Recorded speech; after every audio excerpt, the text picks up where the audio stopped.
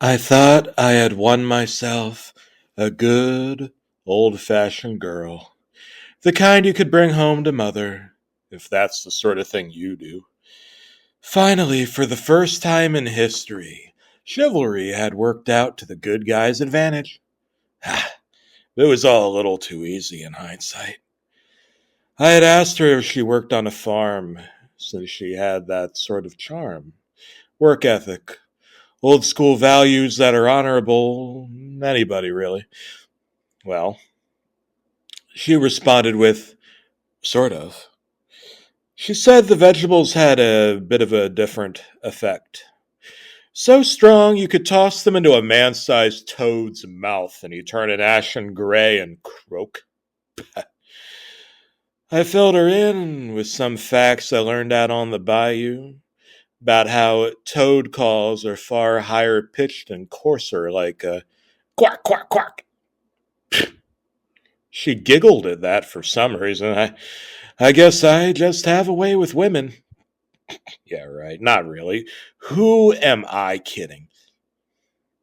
She was the first real one I ever had. I told her she had a royal air about her. She chuckled at that. Not one of those, that's so ridiculous, like inviting a bear over to your campfire to share in marshmallows and weenies and expecting not to get your own head bitten off. Kinds of laughs, but it was as if what I said reassured her somehow. I told her that her words had a way of floating in the air for a few seconds at a time. Now, well, I don't want to get overly mushy, but I'll tell you one thing. I was in love. I mean, cringy, yucky, go get a room, you two, kind of stuff. But when I told her I'd rescue her from any castle, like her knight in shining armor, even though I was no knight, this is a little embarrassing, but I was a plumber. Yeah, I'm accustomed to plunging toilets. Don't ask me to do it, it'll cost you. Well, she said she already knew. But now I have a better idea of what kind of person she really is. I guess I knew back then too, except in some sort of subconscious way.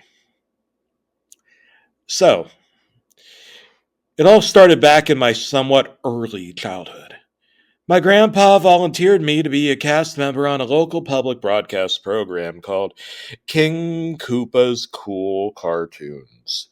It was largely based on Nintendo's Super Mario IP, as I have no doubt the greasy Italian food aficionados among you figured out once you heard the word Koopa. I'm still not sure how they allowed it. I always have this film idea in my mind in which Dennis Hopper plays the Koopa mascot and they CGI him a real looking snake's tongue. And in his world, humans evolved from lizards despite still resembling monkeys. Yeah, I guess I'm a little bit nuts. No one would actually want to watch that. Most of the memories and my stupid childhood ideas for arts and entertainment that no one else would ever want to hear had been blocked out for me. As I later learned, I was traumatized because King Koopa threatened one of the kids on the show. As you may have guessed, I was the one. But I tossed the memory of my time on the show to the back of my mind as a repression mechanism. So, I was getting ready to go out on a date when I received an anonymous package in the mail. Turned out it was a VHS tape. Also anonymous. No labeling or anything. I'd forgotten all about those things since they'd gone the way of the dodo bird and the Edsel, but curiosity got the best of me and I gave it a play as soon as I dug up my VCR. Turns out it was an episode of the childhood program that more or less ruined my life. But something was wrong with it. A morbidly, cripplingly depressed King Koopa, who looked like he was in desperate need of some clear eyes eye droplets to resolve some seriously severe pink eye. Starving African children, or so they looked, marching into cages at the order of a severely armed, even if sobbing, King Koopa. Or, well, an elderly fat man named Frank, with fizzy mad scientist hair, cigarette voice, and to add insult to injury, a beak for a nose. He was better off hiding in that Koopa costume of his. He set off some sort of nuclear explosion that must have been both the real reason the show ended and the reason that he allowed flames to melt him like, I don't know, Koopa cheese, if there is such a thing. Whatever weapons of mass destruction Frank Koopa set off, some way, somehow, mutated the kids in a cage into toads. No, not frogs this time. I mean, mushroom people. Like the mascots for that pizza chain. You have to know the one, right? So, my special one, arrived at my modest abode on Brooklyn Ave. Since I texted her that the diner meeting, which was really just McDonald's, I was a plumber. What do you want out of me? 5-star caviar? Was canceled. As it turned out, she already knew everything. Rebecca? Peach, I presume? I blankly stated, unsure if I was more disappointed than frustrated, pointing my index finger at her like she had crashed a convertible Daddy allowed her to borrow. I assume you're behind the prank VHS tape, and I'm assuming your alias is also just an alias. No?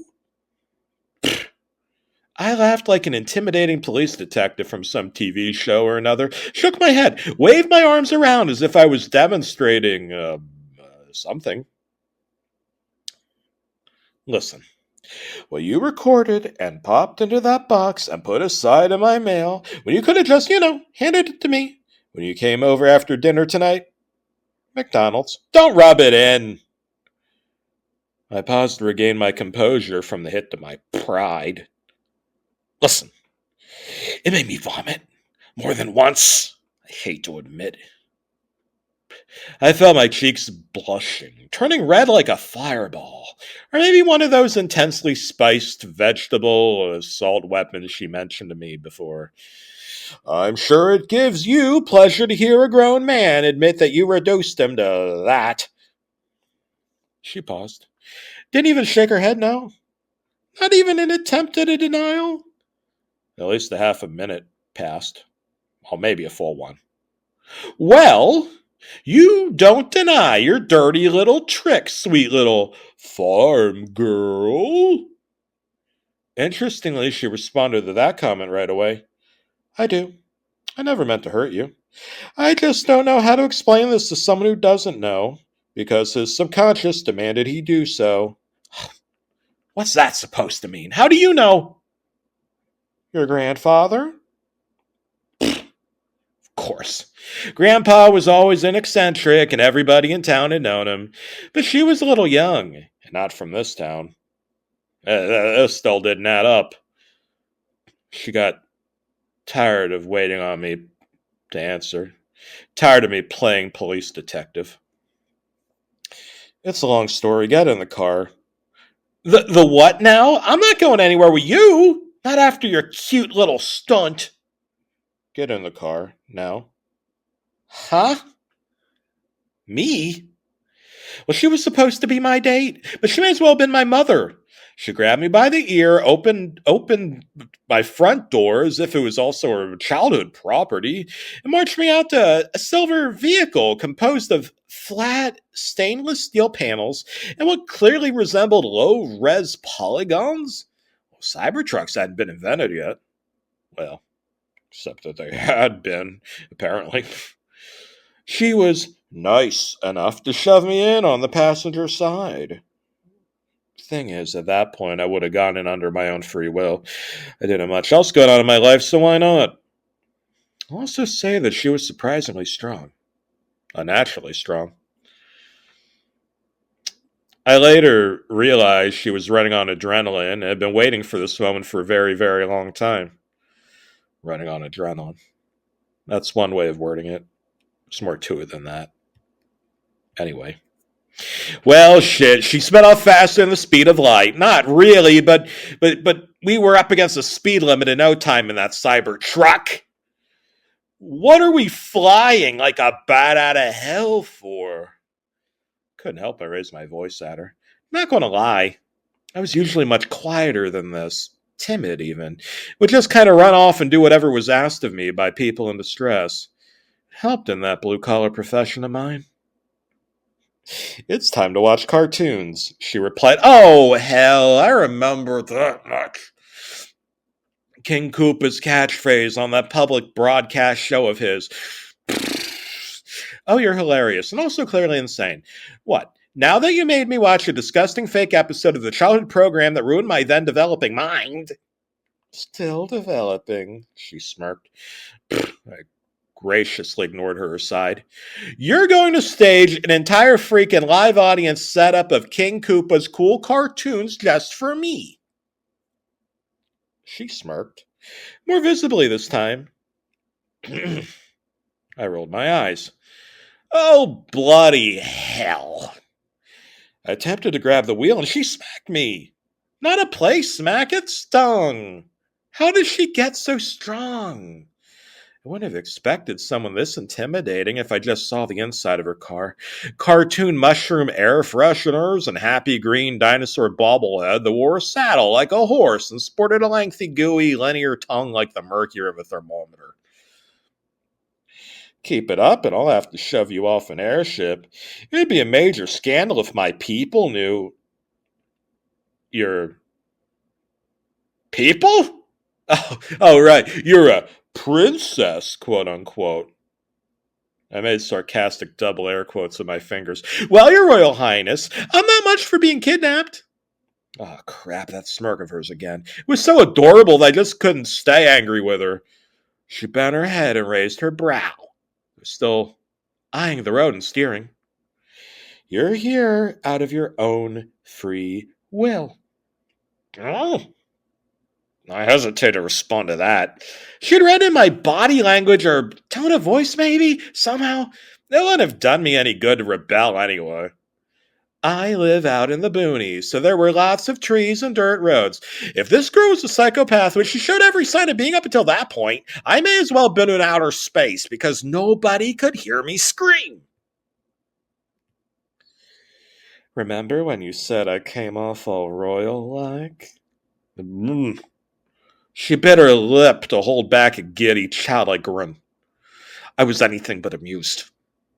Slow the car down, or I'm opening the door and jumping out.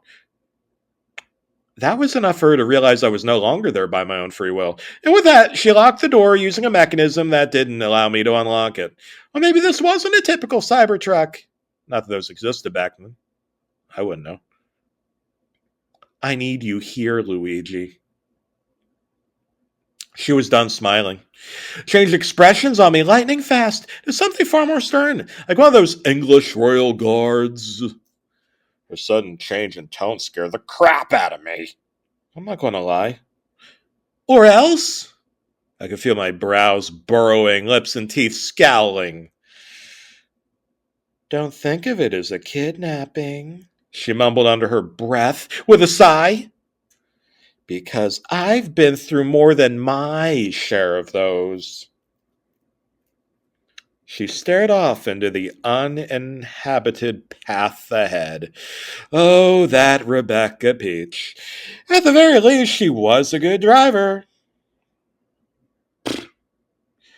I had no idea that I was in for more than 1,500 miles of silence, near silence, and only very rare bathroom breaks out in the middle of nature. Well, there were also convenience store breaks. But I was locked in the car, miles away from whatever rest stop she walked to, and had to tell her what I wanted like a little boy waiting for Mommy to come back. There was no chance of me bolting or escaping the vehicle either. When she threatened to gag me and throw me in the trunk, that's when I knew I had best shut up and play nice and wait for her to let her royal guard down. Oh yeah, I was ready to bolt back to the world from whence I came. It didn't help that when she forcefully removed me from my house, she didn't give me a chance to grab my wallet or my cell phone. When I woke up early that one morning, we were parked out in the desert. It was hot as all hell. We were fresh out of water. I felt as if the sun was scowling and fluttering around me, waiting for a chance to strike me and melt me, or otherwise somehow cut me down to size, if I hadn't been already. I asked her what we were going to do to, not die. And she said the designers or developers, I forget which one, would provide and we wouldn't need food or water anymore, whatever the hell that meant. I guessed I'd been kidnapped by a cult leader. That would have explained everything. Maybe we're going to smoke some peyote and go on one of those psychedelic journeys that jam band fans so often talk about. When she told me to get out and that we're going to go for a walk, I asked A, if she thought that I was somehow her dog, and B, if she was going to blindfold me and shoot me. She did not much care for either remark. I chortled that she had combined both A and B in her mind. Yeah, well, she temporarily lost some respect for me. Couldn't blame her. The sun beat down on us so hard, I didn't know how much longer I could go on before hitting the sand for the first yet final time. You can leave at any time, she nagged me with a finger wag. Yeah, sure. I let her take me all the way out into the freaking desert so I could die of thirst in some Tatooine-ass sand dunes and have buzzards pecking my sun-exposed, heat-roasted innards and peck whatever entrails been splattered by ravenous coyotes off my bones. Yeah, no. She said that if I really honestly felt that way, we could have had a heart-to-heart back at my place on Brooklyn Ave. I told her that her finger grab in my ear spoke otherwise. That shut her up. But given how quiet it was, I almost preferred her whining. Yeah, we went off, marching into the sun for some miles. She was nice enough to lend me some boots. Didn't even have any holes in them. I'd just about given up and figured this was all part of some sort of over elaborate ruse to kill me out where my body couldn't be found. When, Stone Temple popped into the horizon. Off into the distance, really. Would have preferred a desert oasis, but beggars can't be choosers. But was it all just a mirage? I felt haunted. I was clearly dying of thirst, and the psychosis, or maybe the mushrooms she fed me along the way were hallucinogenic, taking some hours to kick in, or something I didn't know. So, I immediately asked her if I was staring at an abandoned mafioso hideout or something. She ignored me. As it emerged more and more into my immediate line of vision, I noticed it was shaped like a small to medium-sized pyramid. When we got really close, I couldn't help but feel optimistic, actually, that there was a water fountain or a spring hidden inside, as implausible as it all seemed. I mean, hey. I didn't even care about the statues by the stone slab door of two menacing-looking turtle people standing on two legs wielding boomerangs? Why boomerangs? There are what seemed to be ancient Egyptian hieroglyphics inscribed on a panel by the doorway. She unfolded what appeared to be a map from her pocket and studied the obscure icons of what appeared to be a large green boot with a wind-up key mechanism on its side. Clouds with smiley faces on them. Was that a man with a raccoon tail? Another one had him in a frog suit. Oh, I just couldn't take it anymore. Whatever the strange puzzle was, I was ready for her to solve it. Memories of watching A Christmas Story and its secret decoder ring scene filled my brain. But maybe it was just to distract me from the reality that I was slowly but surely dying a slow and painful death out in the desert. Christmas. What a happy thought. Presents, snowfall, carolers, even the fruit cakes and eggnog. It It all felt so very far away. Hmm. So she had to unlock several rusty padlocks, and the puzzle gave her the instructions on which order to do it in, or apparently the whole locking mechanism would reset in some kind of mystical way I could never hope to understand, I guess.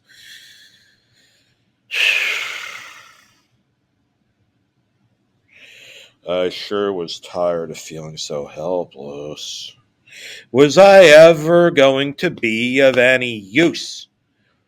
She unlocked each lock with a unique yellow key, each one with horns on them resembling of a yellow cartoon devil face silhouette.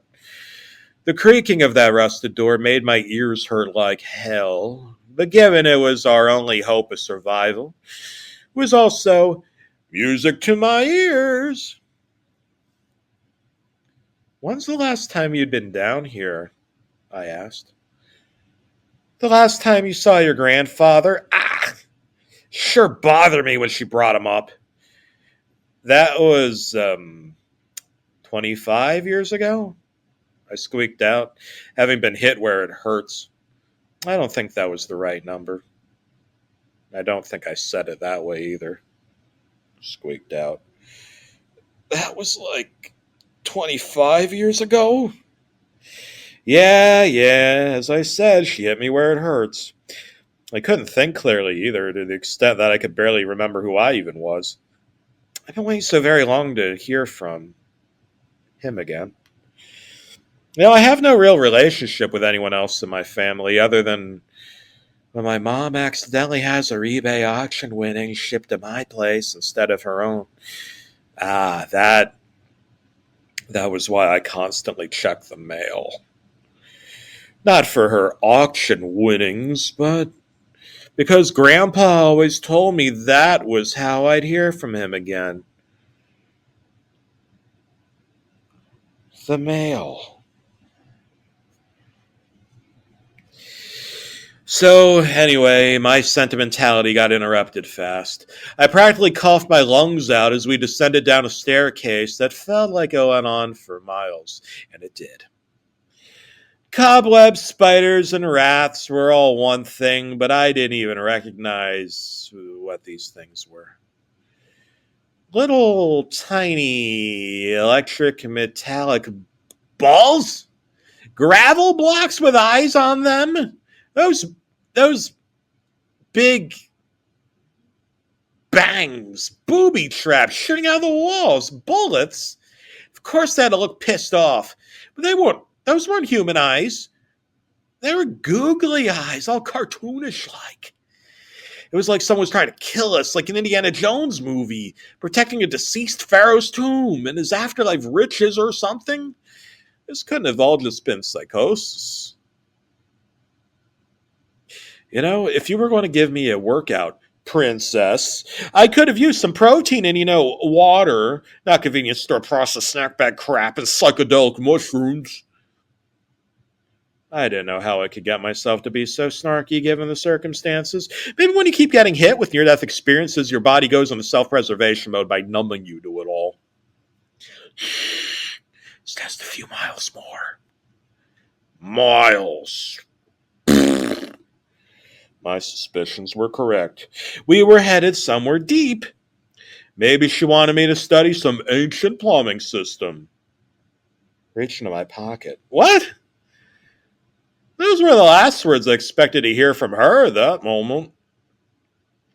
Princess, I'm a little bit of a traditionalist. I haven't known you long enough. Oh, shut up, Luigi. Reach into my pocket. Huh? Felt kind of moist. Small things seemed to glitter like stickers a substitute teacher hands out in elementary school because you kept quiet all indoor recess period. It may have just been the torchlight. I want you to get used to these, Luigi. You'll be seeing them a lot, but they'll be a lot larger. That's interesting. That was all I could muster. What else could I possibly say to that? Is she going to hand me a number 2 pencil and a small bottle of Elmer's glue next? Maybe some dull scissors, cutters, multicolored construction paper. I need you to count to 70. In. Yeah, well, I waited a while. A few more minutes of kicking up dust from the stairs, dodging more of those bullets, and why were there small black puddles of piranha fish? Eesh. This place sucked. I nearly threw up my hallucinogenic mushrooms when a small humanoid-like creature wearing a large white anonymous mask rushed past us in a pointer red hat with a propeller on top. There is something wrong with me. I need to go home. I stated that matter-of-factly. She ignored me. I guess she had to, really. A rat scattered past us. Or at least I hoped it was a rat. Because who knew what else called this hellhole home? Given what I'd already seen, it was probably a mutated chipmunk with 17 puke green legs and large black void eyes and a swirly tail like a Cinnabon. Oh, my sweet heaven, I would have loved to have one of those right about then. Actually, now, she said. Oh, right, that. I took out the stars. Throw them. Huh? Why would I do that? Up in the air, throw them, up high. What? That's insane, she giggled. That caught me off guard. Sounds like you remember. I knew you would. Remember what? She said nothing. Okay, you know what? Just for that, I will. Seems like Her Royal Highness forgot that I was capable of changing my mind and defying my memories of whatever faster than the speed of sound. Wait! No! Luigi! And with that, I scattered them all over the dusty, random, frickin' cannabis-inspired, monster-infested steps. Pick those up! We need them! We can't lose them! Or else we... Screw this. Let's keep walking. No! Luigi, you don't understand. The stairs kept going on and on. She bent down picking up those stars, but I quickly walked on past her and just kept on going and going like the Energizer Bunny who probably lived down here but had angry eyebrows and tried to kill people, shot laser beams out of its butthole given the random nonsense it kept trying so hard to murder us as we descended to wherever we were going.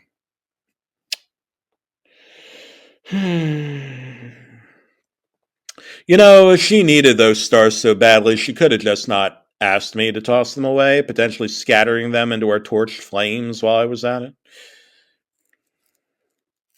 You know, I felt some sort of strange, suspenseful looping music in my mind. Just a few notes. You know, if that, you know. But damn, it was so annoying. This place was making me full-blown psychotic. But I had been for a while. This couldn't have been real. Does dying of thirst do that to a man? Well, whatever.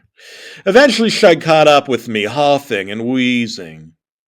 You just don't care, do you? She howled at me. I only care about things that make sense, I retorted. Dying in the middle of an underground desert temple full of hybrids of Jim Carrey, Nicolas Cage, mutated dormice, and bullets. The only intense thirst is begging me to sit down and give in to being bitten alive by, I paused. Gulped. Bit so hard into my lip that I could have tore off a piece. Is that freaking turtle wearing glasses riding a cloud? It just kind of stared at us. I don't know why this thing didn't attack. Wait. It was holding a camera. Screw it all. I just didn't care anymore. If it wanted to follow us and record a dirty movie and post compromising pictures of us to the internet, that was fine for all I cared anymore. Princess, this is what I'd call nonsensical. Princess, she mumbled, then paused, clearly thinking out loud. She continued, Luigi, I don't need you to hold the stars. They can't be melted with fire either. Huh? But they're stickers or paper or something like that. Not quite. Suddenly, we came to an end of the stairs. There was a wooden, maybe mahogany door with a giant yellow cartoon star on it with black eyes drawn off her. I don't know. I didn't know why. I didn't care why. I was panting and wheezing uncontrollably. Given that I was about to finally, mercifully, I guess, pass out, probably give up the ghost altogether, reaching the end of the staircase now was all too convenient. You know, the end would have been sooner, Luigi, if you didn't throw away those stars. Yeah, sure, whatever. The door opened on its own, making a bright, happy sound as it did. Is this Star Trek or Walmart? I smirked, suddenly enjoying A New Hope after all this horrifying mess. If you could forgive the Star Wars reference. Sorry. I immediately lost my sense of humor when I saw what was ahead. Oh, Princess. It's all just a bunch of fucking corridors. You know, there were a few nice things that I could say. One was that the place was actually furnished. And really well furnished at that. Red carpets and pastel colored bricks and cool stuff. You know, I saw a big circle with a star in it, pleasantly laid out in the middle of the floor, but Becca Peach told me that it was worthless to us at the moment and to pay it no mind. Given that it was just a pretty floor painting, I wasn't entirely sure what she was getting at. Oh, another thing that was nice, not hungry or thirsty anymore. That was really nice. The walls were what really surprised me, you know? Artwork. Very large paintings, golden frames. Those paintings were more than several times as tall as I was. Some really freaky things, you know? Giant bombs marching military style in front of some white puffy clouds. Some sort of freaking water insect I prefer never to see again, but was somehow sure I had before. A massive angry flame, like literal freaking nightmare fuel. Not even, were those mushrooms with rage eyes and brows and fangs? I'd tell you that a skeleton or a mummy or some sort of big nasty ghost came out and attacked us, but that'd be a lie. It wouldn't even be the craziest thing that happened. Oh, this was messed up enough as it was.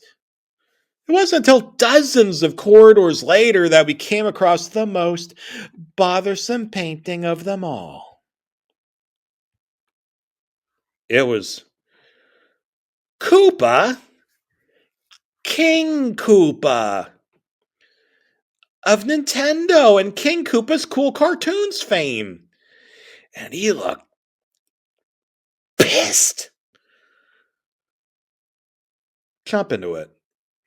Becca advised me like a tour guide. What? I responded, astonished, even though after all this nonsense I shouldn't have been. Jump into it. Just do it, Luigi. I guess the lack of food and water was messing with me. Oh, wait, I wasn't hungry or thirsty anymore. Maybe the extreme heat of this crazy place. No, I was doing okay. Weird. So I went ahead and did it, and well, what do you think happened? I hurt my foot. She giggled. There's a hole in the floor. She pointed over to it. We need to fall through that. Oh, like hell! I began to turn back. How are you going to get home? She inquired, all sassy like. Fair point. I fell into the hole.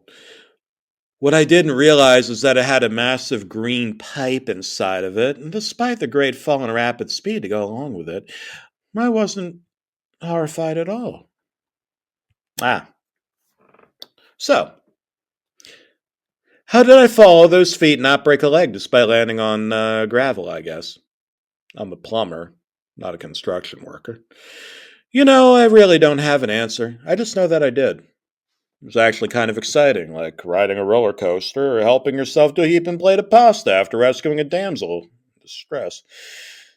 Suddenly felt ever so familiar, even if until now I was the one in a constant state of dependence. Your hat didn't magically break your fall, in case that's what you're wondering. Wait, what was this? I reached for my head. I didn't even notice. It's like when you try to find your glasses and they're right there on top of your eyebrows the entire time. A green baseball cap with a white circle and a green L emblazoned on it. She giggled. Actually, kinda did. What? I brushed my fingers against my thick, dark mustache, stroking it, just bewildered by. Oh, what wasn't there to be bewildered by? This constant state of misadventures. She giggled again. It's so nice that we don't need torches down here. I can see your bright blue eyes. Was she coming on to me? Why did this feel so familiar? I feel naked somehow. I probably shouldn't have said that out loud. I have just the thing. She rummaged through the leather backpack she'd been carrying. Catch! She threw me a green t-shirt to go with the blue suspenders that I'm accustomed to wearing in my plumbing profession. It's good to have you back. Huh? You really don't remember, do you? I shook my head no. Now what was she getting at? It's a long road ahead, she offered. You have much to learn, but you're back home now. It's a long way from Brooklyn Ave. Okay. Suddenly, a turtle came rushing toward me. It wasn't as unusual as what I had seen just some minutes ago. At least upon first glance, I jumped over it as if by God-given instinct. Turns out it wasn't charging me by accident. It turned right back around as if guided by artificial intelligence, like a computer program, and started stalking me again. Wait, this wasn't just any kind of turtle. It had a human-like face, a bulbous yellow nose. Yes, there was enough lighting in this place. I could see those egg-white bulging eyes. What was this thing? Help! I exclaimed. It kept rushing at me, charging at me, but I kept evading it, running around in circles, jumping over it, but just wouldn't stop. And eventually I couldn't help but jump on it.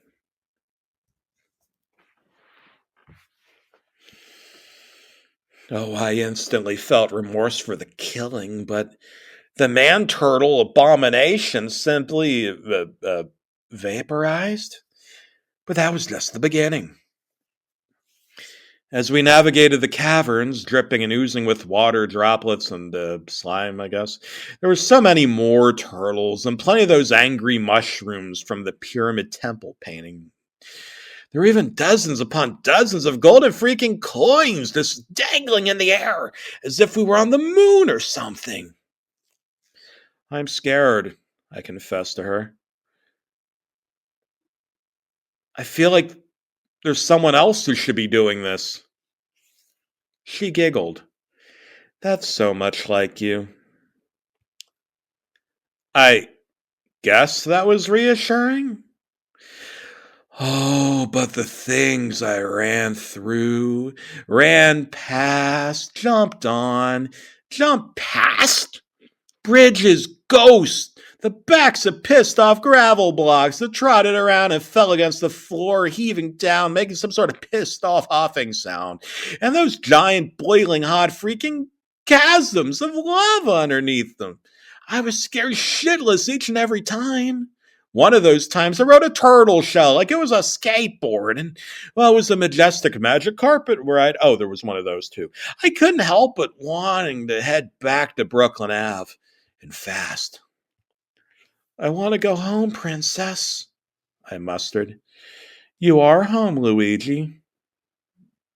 No, that wasn't comforting at all.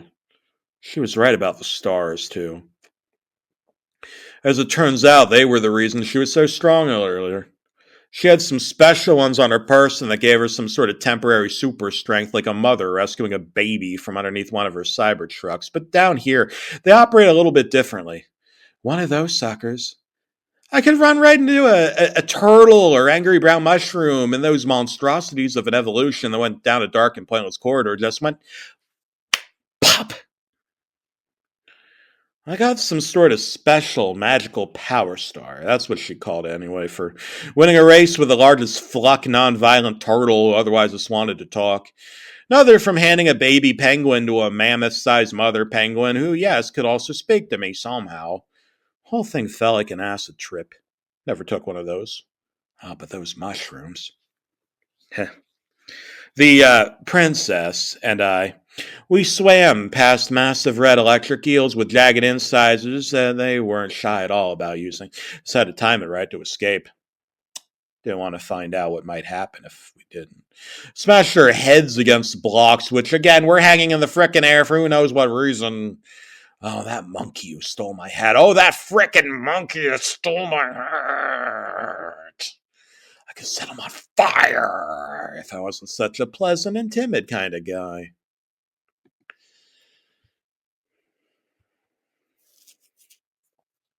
Eventually, we came to a massive castle.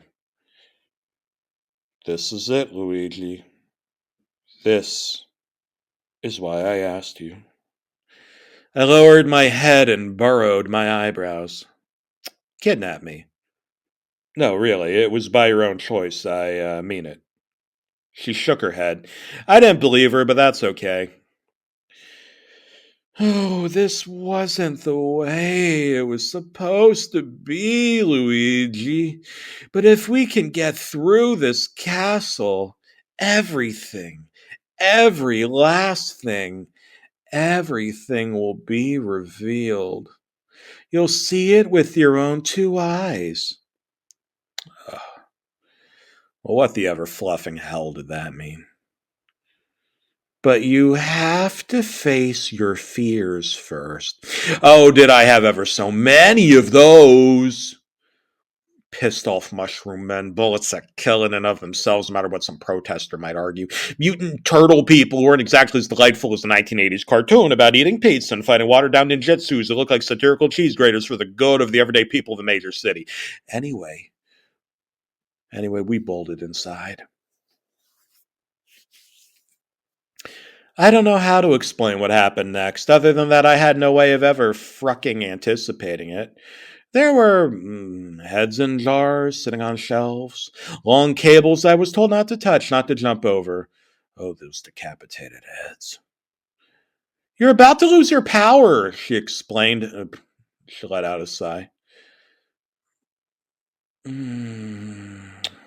Luigi. I'm going to say a name, and then I want you to tell me what it means to you. Seems harmless enough, I responded. Oh, but it isn't, Luigi. She inhaled heavily, exhaled heavily, and then she finally said it. Super Mario. Oh, that's easy, I replied back. That's the chef slash owner who runs the local pizza restaurant. It's a really big chain, though, Nintendo. I think it's supposed to mean leave luck to heaven, I think. Kind of weird name for a pizza shop. He has a brother. Also happens to be my name. I think Mario's first name is also his last for some strange reason. Isn't that weird? Also, that Luigi's therefore. Oh, and the mascots and those mushroom person costumes. Yeah.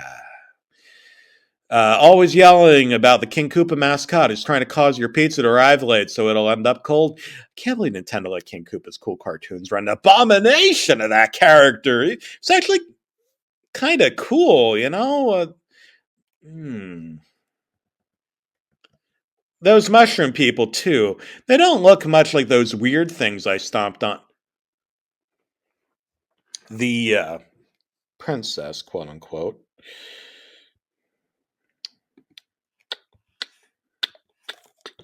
Oh, the look in her eyes. She pressed a finger to my lips. Oh, that look in her eyes. as she whispered. She sounded hurt. Does does my name mean anything to you? I paused. Was this a trick question too? Yeah. When I saw it on your ID back at my place on Brooklyn Ave, I practically lost my mind, but I don't remember why. Luigi, it's time.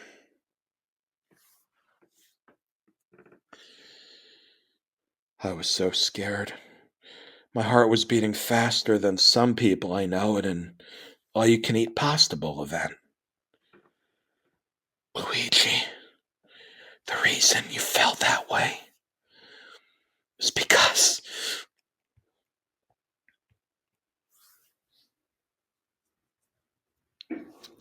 we were interrupted by a loud stomping.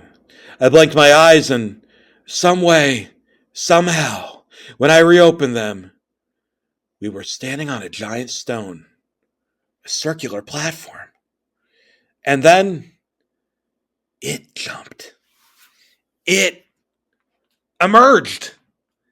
A giant frickin' King Koopa jumped onto the platform. Not just any King Koopa, though. It was. I don't have time to tell you this, Luigi, Rebecca yelled. But just an hour ago, you would never have said what you just said. You knew exactly who Super Mario is. You knew. Sorry to interrupt, but I have a meeting with a pesky pasta-eating plumber. It could talk? And why such a raspy voice? It was exactly how I expected a crueler than the devil lizard person to sound, and man, oh man, did it piss me off just listening to it say anything. I'm here to wake you up, Luigi. No! Rebecca shouted. If you do, the Mushroom Kingdom, it's... And with that, a giant flame shot out of King Koopa's mouth. A King Koopa who looked so much, or at least somewhat, enough for me to identify him anyway, like the King Koopa from King Koopa's cool cartoons. It was him. It was Frank Koopa. Koopa. But he was so much more intimidating than he was on TV. When he looked so sad about what no longer mattered what he did on TV. He shot out a flame. A massive flame that floated in the air from left to right on out of the jagged, incised monstrosity that he called a mouth. That was no mask, I could tell you that much. He let it go. It stopped. Wait, that wasn't a flame. It was some sort of gas. I remember that gas. A strange mist. But how? How did I know? I'm Koopa! He shrieked. Time to watch cartoons! He opened up his giant-sized reptilian monster jaw again. Nintendo power!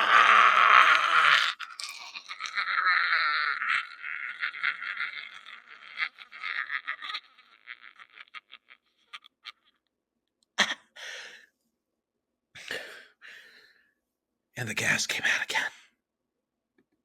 I couldn't evade. I was stiff, frozen in my tracks. Frozen, yes, and traumatized. I've been through this before. I just know it. And I melded. Except, well, not really melded. It did hurt, but it was more like lots and lots of bee stings. I don't know how to quantify it. It was certainly unpleasant. It was so brief that I don't remember feeling the pain. I recognized it, but I didn't feel it. But if you can understand what I'm trying to say anyway.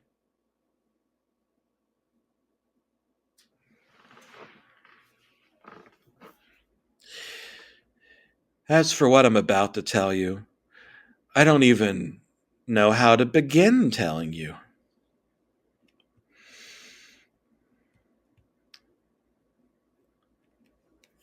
I opened my eyes to find myself somewhat entirely else and somewhere entirely else. It was dark. I was on a wooden floor that clearly hadn't been washed or mopped or whatever in a long, long time. There were arcade machines. 1980s friggin' arcade machines. Rows of them. Many, many rows. Like a child's ultimate daydream turned to a grand old freaking nightmare. Speaking of, I was a child again. 8, 10, 12 years old? I don't know. I stared above at a ceiling coffer just above a somehow all too familiar dig dug machine that I knew I set all of the top 5 high scores for, putting in naughty words as names because I had thought it would be funny in my juvenile hive mind. I ran around fast, stammering motions, frightened, confused. Eventually, I found a window. It was dark outside. Next to the window was a door. It was somehow locked, too. No way to unlock it from my side. Did I smash the window? There was no way to open it by hand. I didn't have the strength to smash it. What kind of window was this? Or was it just because I was so young and weak?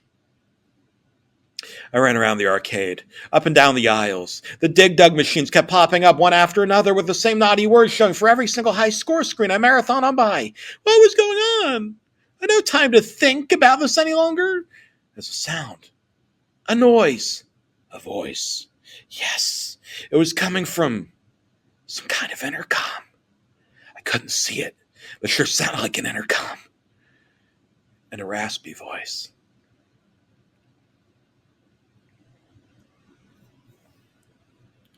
It was Frank Koopa. You have 25 minutes to get back to sleep, you wannabe pesky plumber. Or if you don't, you may finally finish dreaming the dream. And wouldn't that just be lovely? Sweet grandchild. What? Frank Koopa was not my grandfather. My grandfather was... I don't know. I didn't know. 25 minutes to go. 2. Ugh.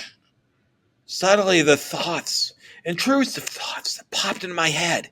Everything about the Super Mario Brothers and random obscure facts. Super Mario Brothers 2 USA being a rebranding of a game called Doki Doki Panic, not the so-called real Super Mario Brothers 2. Captain Lou Albano doing the Mario. Why couldn't I stop thinking about do the Mario? Why did I suddenly feel like doing the Mario? I was having a straight up full on psychological crisis, and all I wanted to do was to do the freaking Mario. Doing the Mario. The end of the Super Mario Brothers Super Show, when Captain Lou would dance around, teleporting as if by magic from place to place in the desert. The desert! I let out a yell. I had to get back to the desert, that pyramid, that underground world. I had to get back to sleep. I was running out of time. But why was King Koopa warning me about that? Maybe this was all some sort of misdirection. I heard a voice piping into my mind. A voice piping into my mind from another world. It was Rebecca. Do the Mario, Luigi. The gas was in my mind. I could see the gas, feel the gas, and then it all hit me.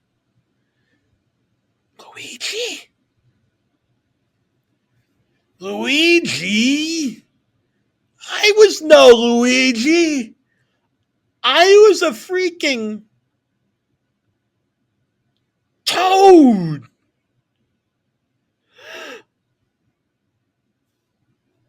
I was one of the Toads from that episode. That episode of King Koopa's Cool Cartoons. I was a child who, by some sort of nuclear gas, whatever that horrifying gas attack from the netherworld was I one of the children mutated by King Koopa? Time to watch cartoons. Time to watch cartoons. To the Mario! I screamed. Swing your arms from side to side. Come on, it's time to go to the Mario. Take one step, and then again. Let's do the Mario all together now.